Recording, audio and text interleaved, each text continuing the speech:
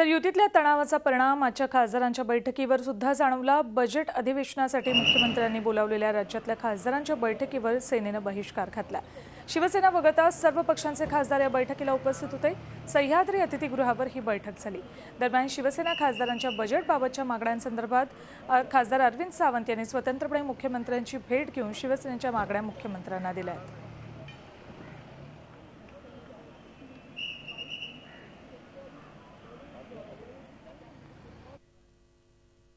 यावेळेचा अर्थसंकल्प 1 तारखेला आहे उद्याच्या आणि मोजून 4 दिवस आहेत। या 4 दिवसात आम्ही दिल्लीमध्ये काय इकडनं यांचं मार्गदर्शन काय उलथापालथ करायची आणि म्हणून हा फारच वाटतो।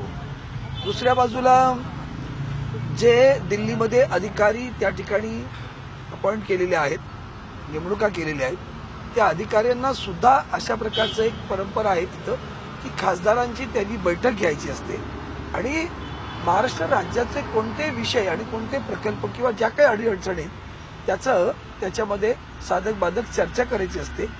त्यांनी कुठपर्यंत ते नेलंय आणि आम्ही कुठपर्यंत त्याचा पाठपुरावा करायला पाहिजे याची माहिती त्यांनी देणं आवश्यक असतं। 2.5 वर्षात अशा प्रकारची एकही बैठक झाली नाही। आणि तिसरा मुद्दा, काल आदरणीय पक्षप्रमुख उद्धवजी ठाकरे यांनी जी भूमिका घेतली त्या भूमिकेला अनुसरून आम्ही सर्व खासदारांनी आजच्या बैठकीला काल शिवसेनेनं भारतीय जनता पार्टीशी युती तोडल्याचं जाहीर केलेलं आहे। याही पूर्वी आम्ही एकत्र सरकारामध्ये असताना युती तुटली होती। कल्याण डोंबिवलीमध्ये आम्ही युतीमध्ये निवडणुका लढलो नाही, पालघर जिल्हा परिषद आम्ही युतीमध्ये निवडणुका लढलो नाही।